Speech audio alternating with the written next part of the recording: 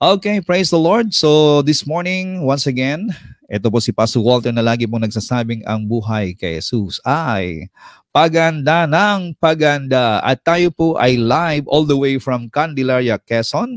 Dito po sa Ever Increasing Grace, Candelaria, Quezon. Sa lahat po ng mga nais pong dumalo ng ating pong mga gawain, every Sunday, alas 10 po ng umaga, dito lamang po yan sa may Poblacion, Candelaria, Quezon. Tabi po tayo ng Jollibee, ano? At sa baba po natin ay meron po tayong red ribbon tsaka mga ukay-ukay po sa baba. Pag akyat po ninyo sa third floor, ito po ang EIG, Ever Increasing Grace. Ang ating pong gawain every Sunday ay alas 10 po ng umaga. We are also live sa ating pong EIG, Ever Increasing Grace page. At salamat sa inyong pag-join sa lahat po ng mga malalayo. Okay, at mga nasa ibang bansa, you can join us and you can share our services, mga kapatid. Maraming salamat. At syempre, meron din po tayong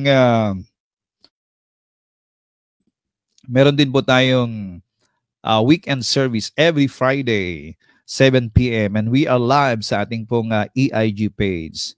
Okay, so this morning, I entitled our devotion, Trust in the Lord. Wow, this is a very familiar word sa atin. Maybe some of us, we heard this many times at yung iba wala ng impact. But if you're gonna meditate on this wonderful word, trust in the Lord, and what is the reason why we're gonna trust in the Lord? Yan po ang ating pong pag-aaralan sa umagang ito. Kasi sa panahon ngayon, parang ang hirap na pong magtiwala sa kung sino-sino. Ang hirap na pong magtiwala. Minsan, sabi nga nila, maski sa mga kaibigan ay mahirap na magtiwala. Pero, you know, there is a friend and there is a Father. There is a God that we can trust into, the one who loves you and the one who gave His life for you. At ang sabi po ng Bible in Psalms chapter 9, verse 10, those who know your name will put their trust in you. Hindi mo may pagkakatiwala o maibigay ang iyong pagtitiwala sa sino mang hindi mo kakilala. But it says here that those who know the name of the Lord will put their trust in Him. Kaya kinakailangan alamin po natin ang pangalan. Kasi ang pangalan po, dun mo natin makikilala. Like for example, pangalan pa lang ng kapitbahay mo, kilala mo na siya. Pangalan pa lang, alam mo na kung anong pagkatao nito, ano ang karakter nito, ano ang kanyang pwedeng magawa, pwedeng hindi magawa, o ano ang kanyang sinasabi, ano ang kanyang salita. So you can know, you can trust a person depende sa kanila pong pangalan. Anong pangalan nila? Minsan may mga pangalan naman na hindi umuugnay o tumutugma sa kanila pong ugali. Ano? Kaya hindi mapagkakatiwalaan. Well, diyan po sa ating mga barangay, komunidad, o sa ating pong munisipalidad, sa ating bayan, no? Pangalan pa lamang, alam mo na kung itong taong to ay mapagkakatiwalaan o hindi. Hindi mo mapagkakatiwalaan kapag hindi mo kilala, no?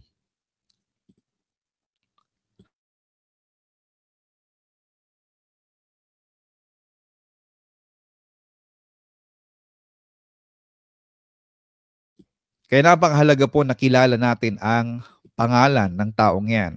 Now, dito po sa Bible, those who know the name of the Lord will put their trust in Him. For you, Lord, have not forsaken those who seek you. Those who put their trust in the Lord will never be forsaken. Hindi po pwedeng pabayaan ng Panginoon. Praise God. So, do you know, that's the question today, do you know, really know, how do you know and how close you know, gaano kalalim, gaano kataas, gaano kalawak, gaano ka-close ang pagkilala mo sa Panginoon.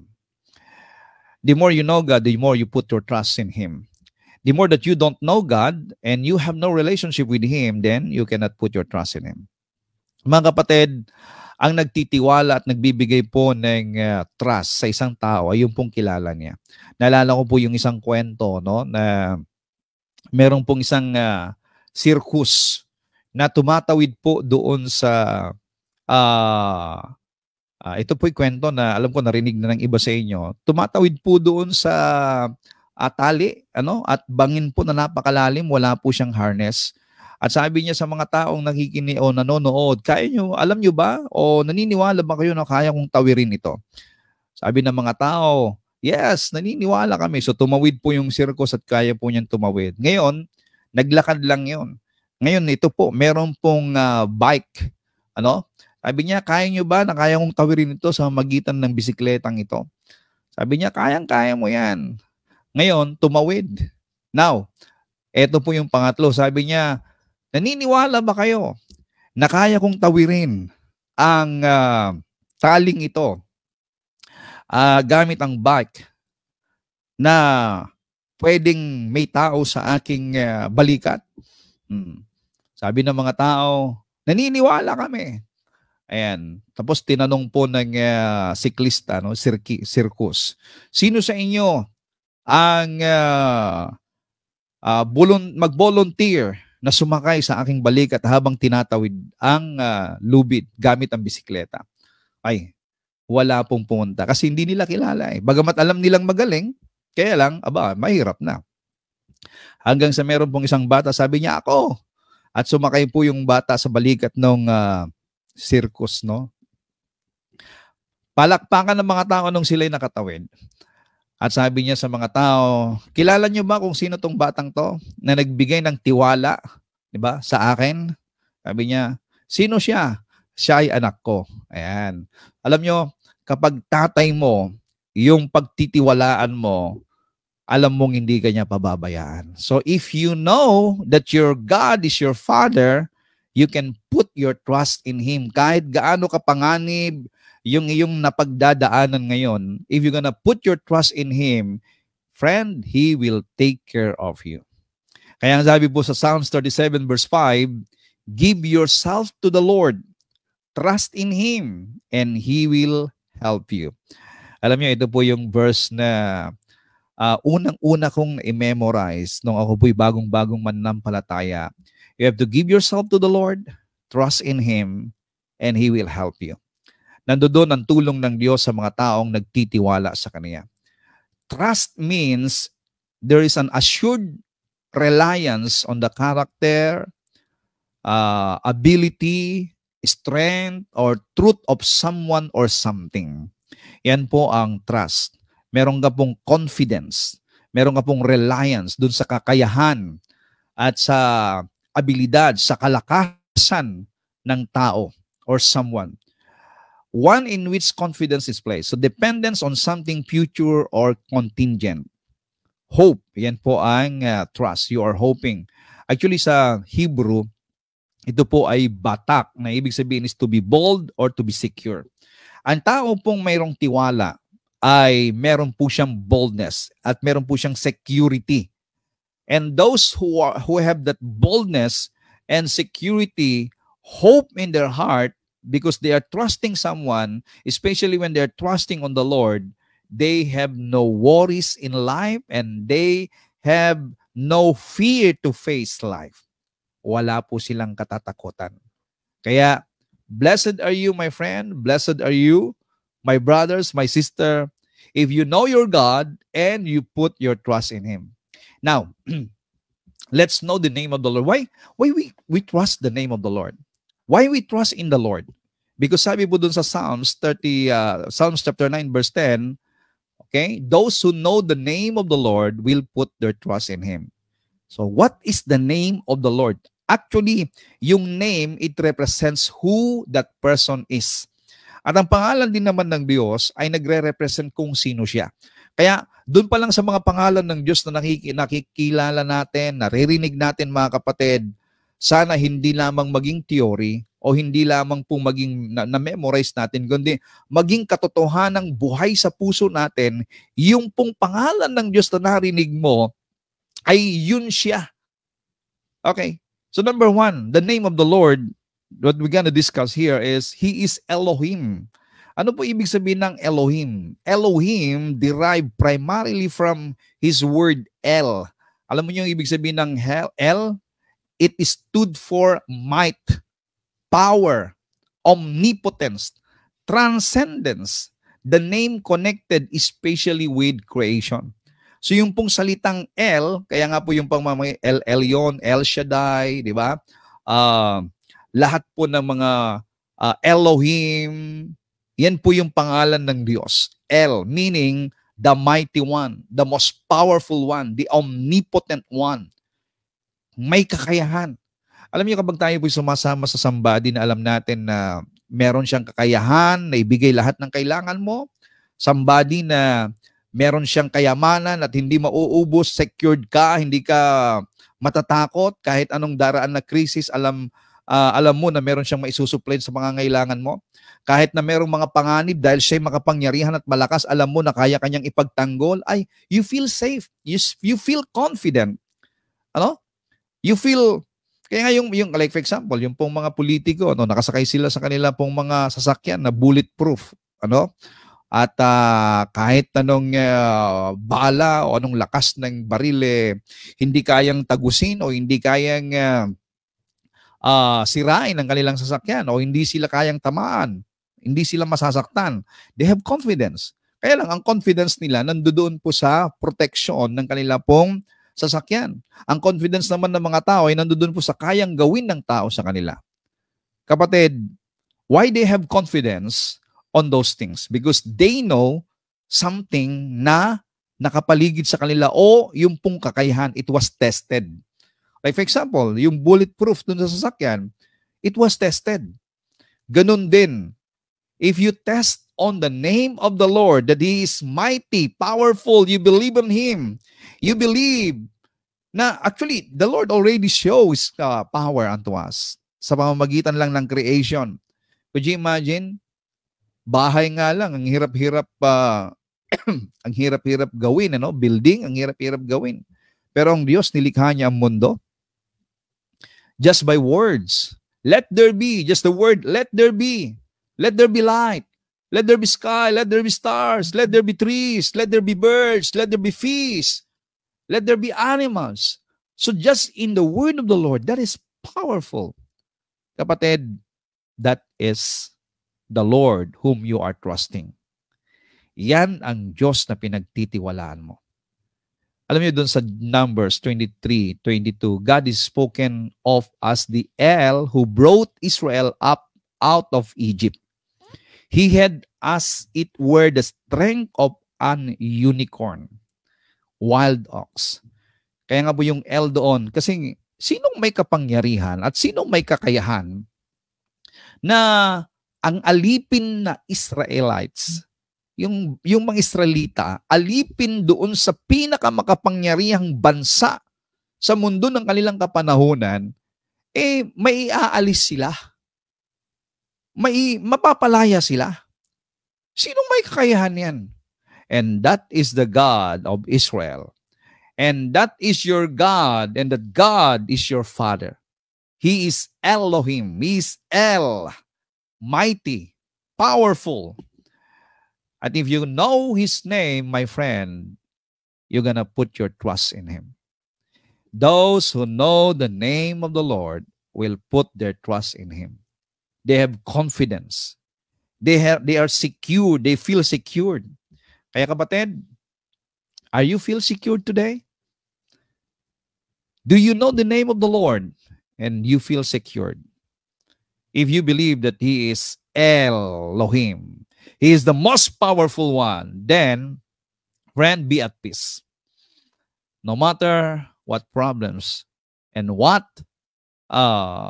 troubles the world is suffering right now, you are protected. Ikaw ay protektado ng ating Panginoon. Amen. Woo, glory, hallelujah. And you know what? The Holy Spirit will continually reveal into your spirit who our God is. That is our God. Number 1 pa lang yun, na pangalan ng Diyos. Alam nyo, there's a lot of compound name of the Lord. There's only one name, ang Lord, and that is Yahweh. He is Yahweh. He is the Lord. He is, and the word Lord, the Savior, okay? The provider. That is the name of the Lord. He is YHWH, Yahweh. In Him was life. In Him is the light. That is the name of the Lord, the most powerful one. Kaya nga po yung pangalawang name ni Lord dito na ating tatalakayin, his name is Jehovah. Alam mo yun, the word Jehovah is Latin. It is a Latin of the Hebrew word na Yahweh o Yahuwah. Yahuwah. Yahweh, YHWH. Latin po yung Jehovah. Ano? Wala po doon sa wala po doon sa original yung word Jehovah, but it is a Latin of the Hebrew Yahweh. So his name is Yahweh. His name is Jehovah. So the being who is absolutely self-existent. Ibig po sabihin ng Yahweh, he is the self-existent one. Kusa po siyang lumitaw in his own power. Hindi katulad po sa atin, meron po tayong pinanggalingan, ano? The one who in himself possesses essential life, permanent existent. Wow. Hindi kayang abutin ng ating kaisipan that he is Yahweh, he is Jehovah. His name is Jehovah, meaning the self-existent one, the permanent existence. Glory, hallelujah. Hindi niya kailangan ng tulong. At sa kanya lahat ng bagay na merong buhay, Yahweh. You know, ipinakilala po ni Lord ang kanyang sarili bilang Yahweh kay Moses dun sa Exodus chapter 3. And you know who's that Yahweh? And that is Lord Jesus Christ. Jehovah, one who always exists, eternal and unchangeable, hindi nagbabago. That is our God. That if you know His name, my friend, if you know Him, you can put your confidence and your trust in Him. Praise God. Isaiah chapter 43 verse 10 and 11. Sabi, I am He, before me there was no Elohim form. There's no God. There's no powerful one before me, sabi ni God. Neither shall there be after me. I, even I, am Jehovah, and beside me there is no Savior. I love it. Wow. What a powerful declaration. What a powerful declaration of who God is in Himself. At sa mga taong magtitiwala sa Kanya, mapalad ka kapatid because you are trusting in that name of the Lord. That He, the Creator of all things, ay wala siyang katulad. Wala nang kapantay at walang nalikha na kasunod siya at wala nang susunod pa sa Kanya. Praise God. That is a powerful declaration in Isaiah 43 verse 10 and 11. In Psalms 102 verse 27, but you are the same, and your years shall have no end. That is our God. Tayo, natanda tayo. Nagbabago po yung ating physicality, no? Although ako'y naniniwala na kapag hindi pumasok ang kasalanan sa mundong ito, we are alive and live forevermore. Diyan nga po nangyayari na sa atin because the living one, the Yahweh, the Lord, the Savior, our Lord Jesus Christ, our eternal life is already in us. When you receive Him now, there's no death in you. Hallelujah.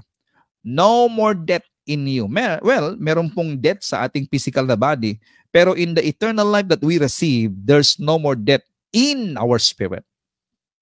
Pakisulat nga po ninyo dyan, declare it, no more death in me. And there's no power of any sickness and diseases that could destroy the life of God in you, my friend. You have the life of God. Woo! Praise God. So that's the name of the Lord, Jehovah, Yahweh. Because the word Jehovah is the Latinization of Hebrew word Yahweh. So the ever-living God reveals Himself to His covenant people as the unchanging God who remains faithful to His word through many generations. Ito pong Jehovah, ito pong Yahweh, ito pong Diyos na makapangyarihan sa lahat, na walang kapantay at walang katulad, ay siya po'y hindi nagbabago, ay inire-reveal niya ang kanyang sarili sa pamamagitan po ng covenant. Sa pamamagitan ng, pag sinabing covenant, this is a pledge. This is a promise. Kaya ipinapangako ng Diyos, kapag ipinapakilala niya ang kanyang sarili sa atin, sa mundong ito, there is a promise, there is a covenant. At ipinangako niya, una ito kay Abraham, no? When God make a covenant to Abraham, although there was covenant in Adam, no? Pero yung pong pagpapakilala ng Diyos ng kanyang sarili kay Abraham ay tuloy-tuloy even to the Israelites, and now in this new covenant through Jesus Christ. The Lord is revealing Himself through our Lord Jesus Christ right now.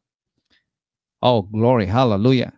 Sabi rito sa Psalms 89 verse 34, ang kanyang covenant ay hindi niya ibe-break, hindi po niya babaguhin. My covenant I will not break, nor alter the word that has gone out of my lips, sabi ni Lord.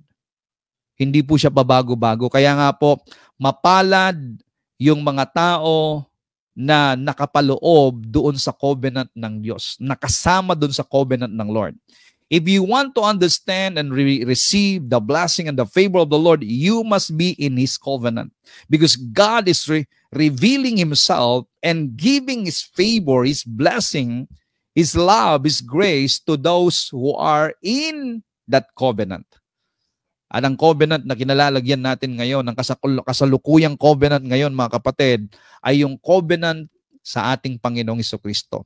God is revealing Himself nowadays through our Lord Jesus Christ, especially sa kanyang tinapos na gawa doon sa krus ng Kalbaryo. Kaya mapalad po yung mga tao na tumanggap sa Panginoong Jesucristo because God is revealing Himself to them. And those who know their God, understand their God, understand the power, the self-existent one of their God, then they can put their trust in Him. Oh God, thank you.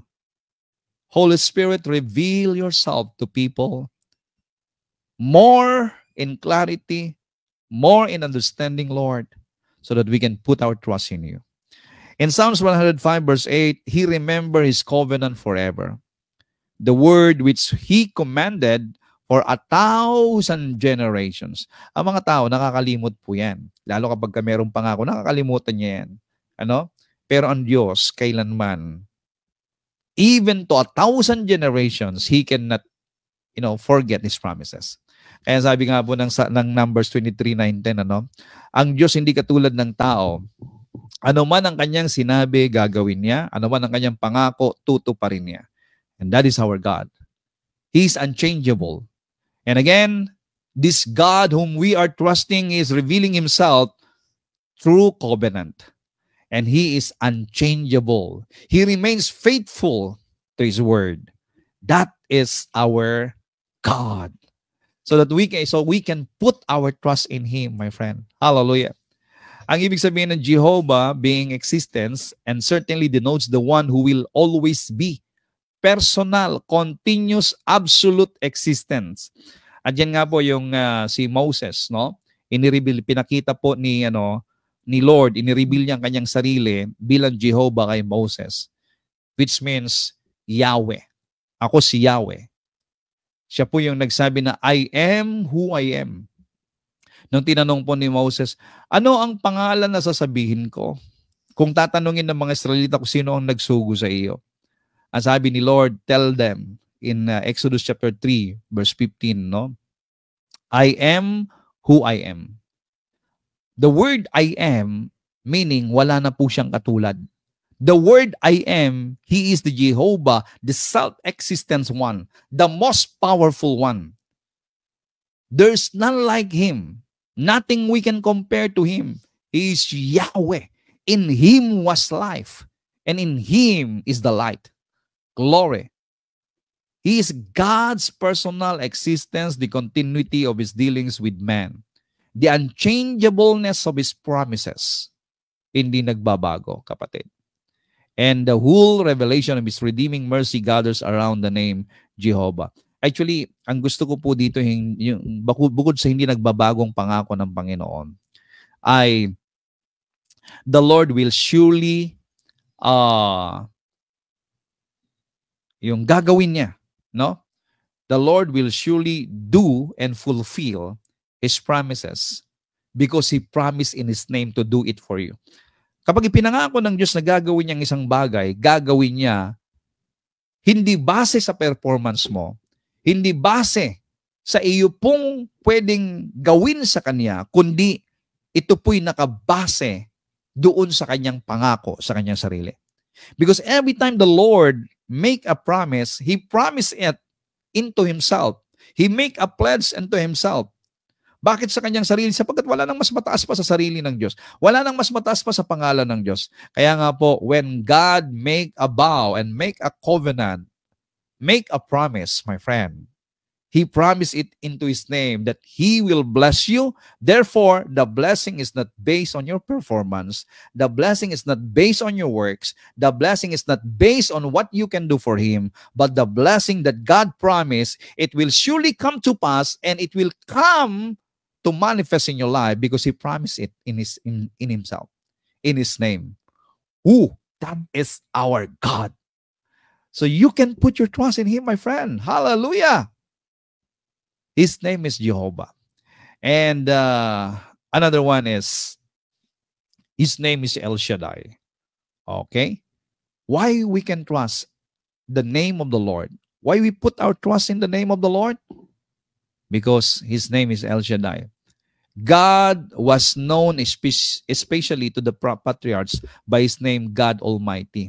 Pag sinabing El Shaddai, the God Almighty, meaning the God who is more than enough. Doon sa Hebrew, El Shaddai. Doon sa Genesis chapter 17, verse 1 and 2, we can read, and when Abram was 99 years old, and Jehovah appeared to Abram and said to him, I am God Almighty. Yung pong God Almighty doon is El Shaddai. Na ibig po sabihin ng Shaddai signifies one who nourishes, one who supplies, satisfies. Ang Diyos ang magsasatisfy. The name of the Lord, the compound name of the Lord, El Shaddai, means He is the nourishing, He's the one who nourishes, He is the one to supply, He is the one to satisfy you, my friend. Connected with the word for God, El, okay? Yung pong Shaddai is nourishes, supplies, and satisfies. Yung connected na El means the mighty one. Yung pong sinasabi niya that He can nourish you. He is the mighty one. He is the most powerful one. Meaning, kapag si El Shaddai ay nangako sa iyo, meron kang pinangahawakan ng kanyang salita, He is powerful enough to fulfill His promise because He is El, the most powerful one, the mighty one. And He is the mighty one to nourish you, to supply all your needs, and to satisfy you. He is the only one that can satisfy the longing of every man's heart, my friend. Oh, if you know Him and if you understand what I'm talking here, may the Holy Spirit reveals unto you more of Him personally into your spirit, kung sino ang ating Diyos na pinagtatiwalaan. And I declare right now that you can have the joy, the peace when you have confidence on Him. Mapalad ang mga taong nagtitiwala sa pangalan ng ating Panginoon. That's who He is. Alam nyo, words are not enough to explain about the power, the mightiness, the awesomeness, the faithfulness of God. It is more than words. It is more than, that the words that I can express or I can speak or I can utter them to you right now. It is God as El who helps, but it is God as El Shaddai who abundantly blesses with all manner of blessings and blessings of the breast. Hallelujah. Ibig sabihin po ng blessings of the breast, dun po umaasa ang buhay, no, ng isang baby. Kasi ang baby walang kakayahan para pakainin ng kanyang sarili. Walang kakayahan ang baby para buhayin ng kanyang sarili, kapatid. Walang baby na pwedeng mabuhay mag-isa. Nakadepende yan dun sa breast ng kanyang nanay. And that is our El Shaddai. You must depend on Him. And He is most powerful one. May mga nanay na nauubusan ng gatas, no? Nauubusan ng pwedeng makain ng kanilang anak dahil sa siguro walang makain, no? Walang supply. Pero ako'y naniniwala, no? Milagro din yung minsan may mga nanay na kapapanganak, wala naman silang ganung karaming kasustansyang kinakain pero hindi nauubusan ng gatas, no? Ang kanilang breast para lang mabuhay po yung mga bata. That's God's miracle. And I do believe that that is God's provision also para sa mga babies. Kapatid, El Shaddai is the one, the mighty one, who is the source of everything we need, especially our nourishment and even the supply of all our needs. Kaya nga, He is El Shaddai. Ano man mga pangangailangan mo, kapatid, know the name of your God whom you are trusting. He is El Shaddai. He is more than enough supplies. He is more than enough nourishment. He is more than enough that can satisfy the longing of your heart. And He is a generous God. One to sawa. Ito po yung tinatawag na literal na eat all you can or take all you can from Him, my friend. Who glory. Sabi po sa Psalms 118 verse 8, it is better to trust in the Lord than to put confidence in men. Are you trusting anybody here on earth? Kapatid, kapag nagtatrust ka, okay lang naman na magtiwala ka sa tao na nangako, pero it must be your trust in the Lord, not your trust in men. Because ang tao, may limitasyon ang kaya niyang gawin sa iyo. Ang tao, meron pong pangangailangan din yan. Minsan, gusto man nila na tuparin yung pangako, minsan, sila man ay nagkukulang din. Sila man ay may pangangailangan din. Yung abilidad ng tao ay may limitasyon. Kasi hindi naman sila almighty. Hindi naman sila El Shaddai. Kaya nga, kapatid, we better put our trust in the name of our Lord than to put our trust in any man. Kaya nga, it is better to trust in the Lord than to put confidence in men. Salamat sa Diyos sa buhay ng mga tao na tumutulong sa inyo. Pero higit nating pasalamatan, ang Diyos ang siyang kumikilos sa kanilang buhay para masuplayan ang lahat ng ating mga pangailangan. Doon sa verse 9, it is better to trust in the Lord than to put confidence in princes. Okay? Kasi nung araw, ang confidence po ng mga bansa na nakikipagdigma sa Israel ay yung pong kanilang mga kabayo, karwahe, sandata, o kaya yung pong dami nila, o yung pong convergence ng mga hari. Sila po yung nagkakaisa para lumaban sa isang bansa. At dahil sila'y marami, nandoon yung confidence nila na magtagumpay sila sa labanan. But praise the Lord, ang bansang Israel na nagtitiwala sa makapangyarihan sa lahat na nag-alis sa kanila mula sa pagkaalipin sa Ehipto, ang siyang magbibigay ng tagumpay sa kanila. At ganoon din sa atin, kapatid, kung ang Diyos ay tapat sa bansang Israel, because of His covenant to Abraham, God is faithful to you right now because not only that you are a chosen nation, but you are His child. You are God's child, my friend. Iba po yung anak. Igit na iniingatan ng kahit sino ang anak. Yung pusa nga namin dito, nanganak, iniingatan niya yung anak niya. Diba? Pag ako'y nanonood po ng mga sa Animal Planet, grabe pag-iingat ng mga hayop sa kanilang mga anak. Kapatid, much more than our God. You are His child. Kaya put your trust in your God, Know Him. Know His name. And now, yung po natalakay po natin ngayong umaga, bagamat marami pa po itong continuation, I do believe that this is enough for you to have confidence in God. And those who are trusting the Lord ay merong pong joy sa kanilang puso. At merong confidence, merong peace.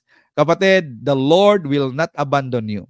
He will never leave you. He will never forsake you. And He will not allow any pestilences or any crisis or any works or any plan of the devil to prosper against you.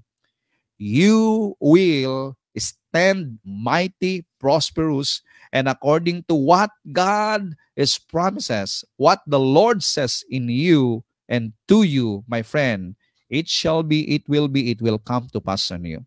Mangyayari at magaganap sa iyo at sa iyong buhay. Father, thank you for giving us a word today that we are so much blessed in trusting your name.